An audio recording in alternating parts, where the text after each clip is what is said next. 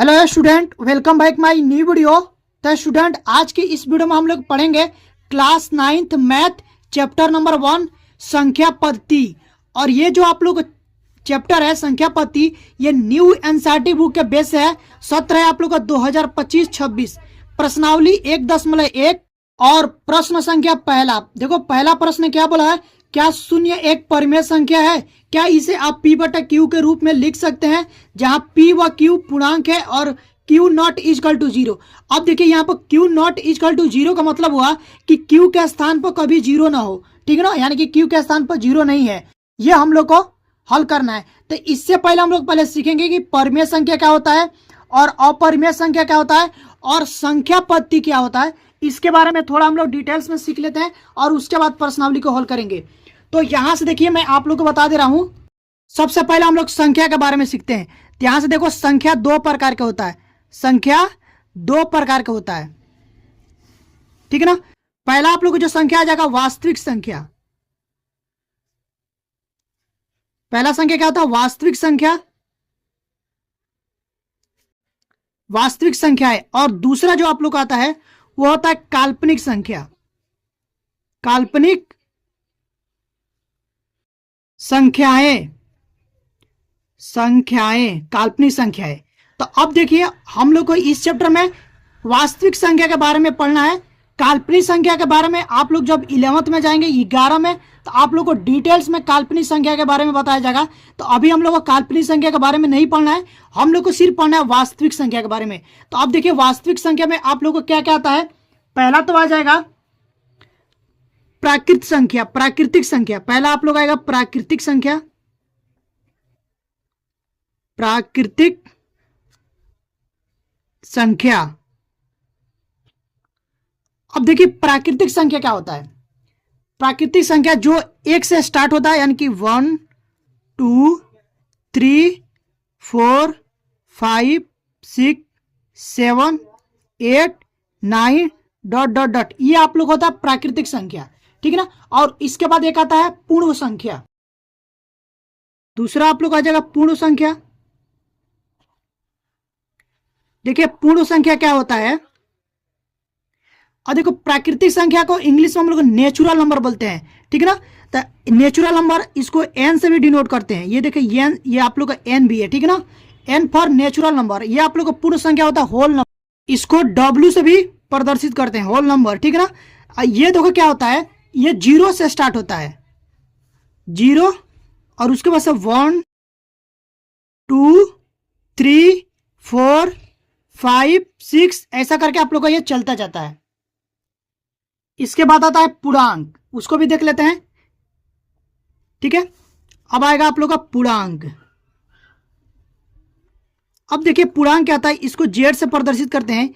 ये होता है आप लोग को, यहां से देखो ये 0 हो गया ना, यहां से इधर प्लस में जाएगा 1 2 3 4 5 6 7, ये ऐसा चलेगा। और इधर आप लोग आएगा -1 -2 -3 -4, ऐसा ये चलता जाएगा। ये होता है पूर्णांक, ठीक है ना। तो आप लोग प्राकृतिक संख्या समझ गए, पूर्ण संख्या समझ गए और पूर्णांक समझ गए। अब हम लोग को सीखना है क्या परिमेय संख्या और अपरिमेय संख्या। तो यहां से देखिए परिमेय संख्या क्या होता है, हेडिंग बनाएंगे परिमेय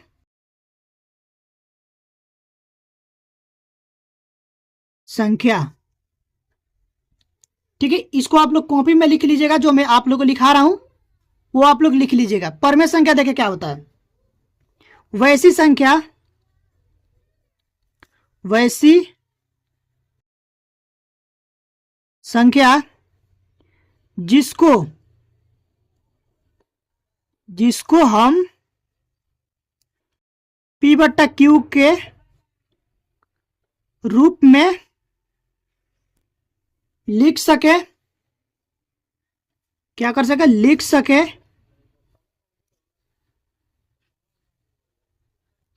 तथा P व Q एक पूर्णांक हो, और P व Q का जब पूर्णांक हो और क्यू नॉट इक्वल टू 0, यानी कि क्यू का मान 0 ना हो तथा जब हम पी व क्यू का एचसीएफ निकाले तो कितना ना चाहिए, 1 हो। तो ये होता आप लोग को परिमेय संख्या। इसके लिए मैं आप लोग को एक एग्जाम्पल देके बता दे रहा हूं। देखिए ये आप लोग को 1/2 ये परिमेय संख्या हो जाएगा। तो देखो 1 और 2 ये पूर्णांक भी है, देखो 1 और 2 पूर्णांक में आता है और ये एक p/q के रूप में है। इसको मान लेता हम p और इसको q, ये p/q के रूप में है। और ये देखो q का मान 0 भी नहीं है, देख रहे हैं ना। तो ये आप लोग होता है परिमेय संख्या। इसी तरह से आप लोग हो जाएगा, जैसे मान लो 5/6 माइनस 5/6 7/5, ये सब आप लोग क्या हो जाएगा, परिमेय संख्या। जैसे 0/1 ये भी परिमेय संख्या है, लेकिन 1/0 ये परिमेय संख्या नहीं है। क्यों नहीं है? क्योंकि यहां पर 0 का जो मान है वो 0 है, सॉरी क्यू का मान जो है वो 0 है, तो इसलिए यह परिमेय संख्या नहीं होगा। इतना समझ गए ना। उसके बाद देखिए अब हम लोग क्या चलेंगे, अपरिमेय संख्या देखते हैं। यहां से लिखेंगे अपरिमेय संख्या, अपरिमेय संख्या। तो अपरिमेय संख्या तो वो क्या आता है, वैसी संख्या जिसको p/q के रूप में हम नहीं लिख सकते हैं। लिखेंगे यहां पर वैसी संख्या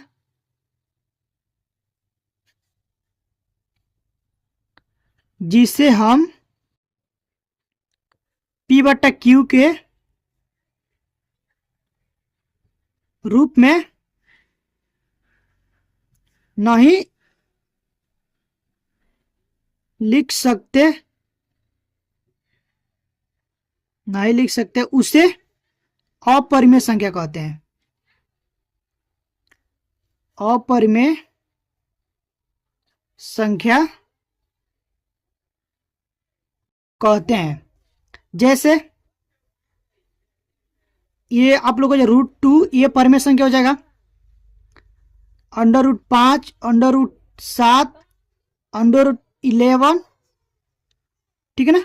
ये सब आप लोगों को क्या हो जाएगा, अपरिमेय संख्या हो जाएगा।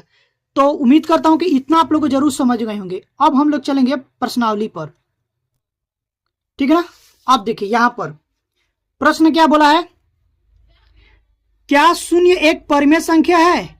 क्या इसे आप p/q के रूप में लिख सकते हैं, जहां p और q पूर्णांक है और q नॉट इक्वल टू 0 है। अब देखिए यहां पर लिखेंगे हल। देखो एक शून्य है, इसको हम p/q के रूप में लिख सकते हैं, क्योंकि यहां पर 1 लिख सकते हैं ना। तो ये आप लोग को क्या हो जाएगा, ये p/q के रूप में आ गया ना, जहां देखो q नॉट इक्वल टू 0, यानी कि q का मान 0 नहीं है, क्या है, q का मान 1 है, ठीक है ना। तो हम लोग क्या लिखेंगे, यहां 0/1 p/q के रूप में है तथा q not equal to 0,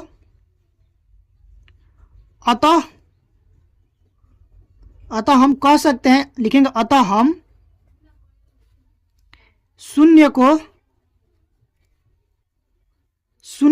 p/q के रूप में लिख सकते हैं, p/q के रूप में लिख सकते हैं। बस इसका इतना ही आंसर हो जाएगा, यहां पर आंसर लिख देंगे। इतना समझ गया ना। उसके बाद देखिए आगे क्या दिया है, अगला प्रश्न वो दिया है 2 नंबर प्रश्न, 3 और 4 के बीच 5 परिमेय संख्या ज्ञात कीजिए। 3 और 4 के बीच कितना परिमेय संख्या ज्ञात करना है, 5 परिमेय संख्या ज्ञात करना है। तो देखिए इसको कैसे हल करेंगे, यहां पर लिखेंगे हल। अब देखो हम लोग यहां पर देखो दिया है, लिखेंगे दिया है, क्या दे दिया है, 3 और 4, और इनके बीच में हम लोग को 5 परिमेय संख्या ज्ञात करना है। तो देखिए 5 परिमेय संख्या ज्ञात करने के लिए हम लोग क्या करते हैं, जितना भी बोला परिमेय संख्या ज्ञात करने के लिए उतना यहां पर लिख लेंगे। 5 बोला था 5 और प्लस 1 कर देंगे, तो ये कितना हो जाएगा, 6 हो जाएगा। 6 हो गया ना। अब क्या करेंगे, 6 से दोनों में एक बार गुणा और एक बार भाग करेंगे। जैसे कि मान लो इसके और इसके बीच में हम लोग को ज्ञात करना है, तो हम लोग क्या करेंगे, एक बार इसको 6 से गुणा करेंगे और एक बार इसको भाग करेंगे, फिर इसमें भी एक बार 6 से गुणा करेंगे और एक बार इससे भाग करेंगे। तो ये कितना हो जाएगा, 6 3 18 हो जाएगा, 18/6, और यहाँ पर हो जाएगा 6 चौको 24, 24/6। अब हम लोग के इसके बीच में कितना 5 परमेय संख्या ज्ञात करना है ना, तो यहाँ पर देखिए ये 18 है ना, तो यहाँ से हो जाएगा 19, 19/6 कोमा लगेंगे, फिर हो जाएगा 20/6, फिर कोमा लगेंगे, फिर हो जाएगा 21/6, फिर कोमा लगाएंगे, कितना हो गया 3 हो गया, 5 निकालना था, फिर यहाँ पर लिखेंगे 22, 22/6, और उसके बाद हो जाएगा 23/6। देखिए अब ये जो 5 परमेय संख्या निकला है ना, ये इसका जब आप लोग भाग करोगे ना, तो ये 3 और 4 के बीच में ही आएगा। भाग करके देख लीजिएगा, ये कभी भी ये 3 और 4 के बीच में ही आएगा, ठीक है ना। तो इस तरह से ये दो संख्याओं के बीच का परमेय संख्या ज्ञात करते हैं। इतना समझ गया ना। अब देखिए अगला जो प्रश्न है वो भी इसी बेस पर है। वो क्या बोला है कि 3/5 और 4/5 के बीच 6 परमेय संख्या ज्ञात कीजिए। कितना ज्ञात करना, 6 परमेय संख्या ज्ञात करना है। तो सबसे पहले हम लोग लिखेंगे यहाँ पर हल। हल लिखने के बाद जो दिया उसको लिख लेंगे। दिया है 3/5 और 4/5, और इसके बीच में बोला है कि 6 परमेय संख्या ज्ञात करना है। तो यहां से लिखेंगे 3/5 और यहां पर लिख लेते हैं 4/5। अब इनके बीच में हम लोग को कितना ज्ञात करना है, 6 परमेय संख्या। 6 परमेय संख्या ज्ञात करना है, तो यहां से हम लोग क्या करेंगे, 6 + 1 कर देंगे, तो कितना हो जाएगा, 7 आएगा। अब क्या करेंगे, 7 से इसमें गुणा भी करेंगे और भाग भी करेंगे। 7 से एक बार गुणा करेंगे, एक बार भाग करेंगे, ठीक है। इसमें भी 7 से गुणा और 7 से भाग। ये क्या हो जाएगा, यहां से हो जाएगा 7 × 21 और 7 × 5 = 35। यहां पर हो जाएगा 7 × 28 और 7 × 5 = 35। तो इसके बीच में हम लोग कितना निकला है, 6 लिखना है। तो देखो ये हो जाएगा 22/35 पहला हो गया। उसके बाद लिखेंगे 23/35 दूसरा हो गया। फिर लिखेंगे 24/35 तीसरा हो गया। फिर लिखेंगे 25/35 चौथा हो गया। फिर ये हो जाएगा 26/35 और उसके बाद से लास्ट आप लोग आएगा 27/35।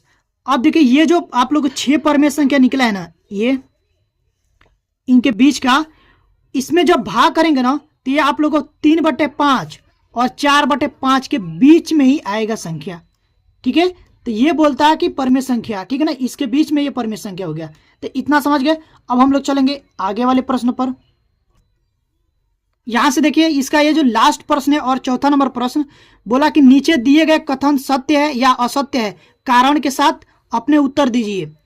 तो पहला बोला कि प्रत्येक प्राकृत संख्या एक पूर्ण संख्या होता है। प्रत्येक प्राकृत संख्या, अब देखो प्राकृत संख्या क्या होता है, प्राकृत संख्या यहां पर लिख लेते हैं पहले।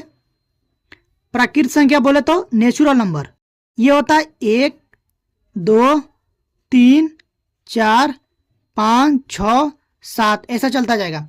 और उसके बाद से क्या पूर्ण संख्या क्या होता है, पूर्ण संख्या बोले तो होल नंबर, ये होता है 0 1 2 3 4 5 6 7 ये चलता जाएगा। तो प्रश्न बोला कि प्रत्येक प्राकृत संख्या पूर्ण संख्या होता है। देखो ये प्रत्येक प्राकृत संख्या ये पूर्ण संख्या में आ रहा है ना, तो हम लोग क्या कह सकते हैं कि हाँ प्रत्येक प्राकृत संख्या पूर्ण संख्या होता है। यहां से क्या लिखेंगे, सत्य। सत्य। और ये आप लोग एक कारण हो गया, यहां पर कारण दिखा दिए, समझ गया ना। और चाहते हो तो यहां पर लिख लीजिएगा कि प्रत्येक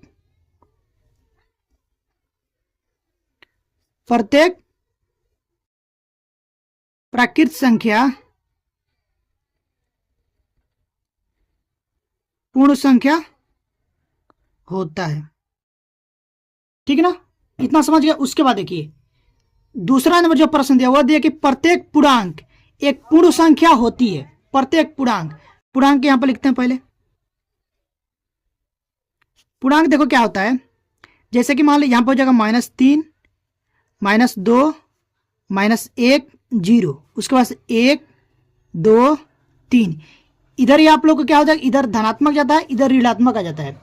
और पूर्ण संख्या क्या होता है, पूर्ण संख्या आप लोग होता है 0, 1, 2, 3, ऐसा करके चलता जाएगा। अब देखिए प्रश्न में क्या बोला, उसको पहले अच्छे से समझेंगे।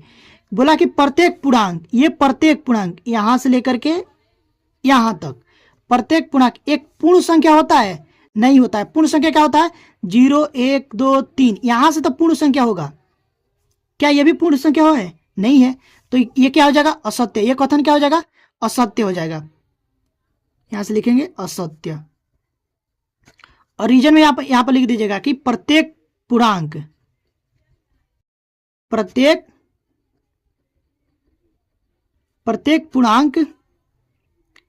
एक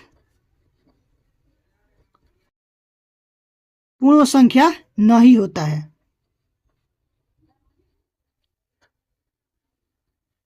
ठीक है ना। अब उसके बाद से आप लोग आता है लास्ट प्रश्न इसमें का, वो दिया कि प्रत्येक परिमेय संख्या, क्या दिया, प्रत्येक परिमेय संख्या एक पूर्ण संख्या होती है। अब देखिए पहले हम लोग परिमेय संख्या लिखते हैं।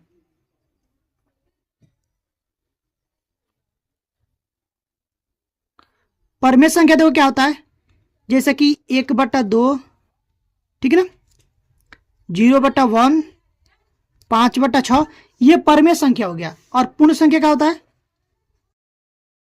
पूर्ण संख्या ये आप लोग हो जाएगा 0, 1, 2, 3, 4, ऐसा करके चलता जाएगा। अब देखो बोला कि प्रत्येक परिमेय संख्या, ये परिमेय संख्या क्या है, ये P/Q के रूप में है। ये एक पूर्ण संख्या होती है? नहीं होती। देखो ये पूर्ण संख्या क्या होगा, 0 होगा, 1 होगा, 2 होगा, 3 होगा, 4 होगा। लेकिन यहाँ पर क्या है, 1/2 है, 0/1 है, 5/6 है, यानी कि ये भिन्न के रूप में है। भिन्न के रूप में है ना, यानी कि P/Q के रूप में है। लेकिन यहाँ पर क्या है, ये सिर्फ संख्या है। तो ये इसके मतलब ये परिमेय संख्या पूर्ण संख्या नहीं होगी। तो ये क्या हो जाएगा, ये भी कथन हो जाएगा असत्य। ठीक है। तो हम लोग रीजन क्या देंगे, यहां से लिखेंगे प्रत्येक परिमेय संख्या,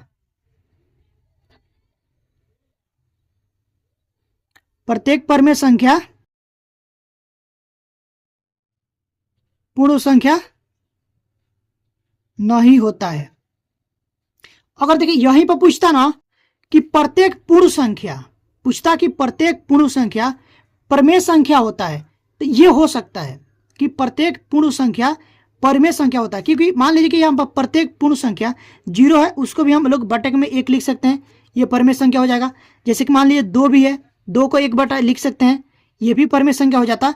लेकिन अभी क्या बोला है कि प्रत्येक परिमेय संख्या पूर्ण संख्या होती है, तो ये जो कि सत्य है। ठीक है ना। तो इतना आप लोगों को समझ में आ गया होगा जो मैं आप लोग बताया हूं। और प्रश्नावली 1.1 में बस इतना ही प्रश्न है न्यू एनसीईआरटी बुक में। तो बस आप लोग इतना ही पढ़ना है, देख लीजिए यहां से लेकर के यहां तक। तो उम्मीद करता हूं कि ये प्रश्न में जो आप लोग को बताया हूं वो समझ में आया होगा। अगर आप लोग को प्रश्न समझ में आया है, वीडियो अच्छी लगी हो, तो प्लीज़ वीडियो को लाइक करिएगा। चैनल पर पहली बार विजिट किए हैं तो चैनल को सब्सक्राइब कर लीजिए, क्योंकि इस चैनल पर क्लास 9th और क्लास 10th की फुल सब्जेक्ट की तैयारी कराई जाती है। अगर आप लोग भी चाहते हो अच्छे से तैयारी करना और बोर्ड एग्जाम में अच्छा नंबर लाना, तो मेरे चैनल के साथ जुड़ जाइए और अपनी पढ़ाई अच्छे से करिए। ठीक है। तो अभी के लिए बस इतना ही, मिलते हैं इसी तरह की नेक्स्ट वीडियो में। तब तक के लिए थैंक यू फॉर वॉचिंग।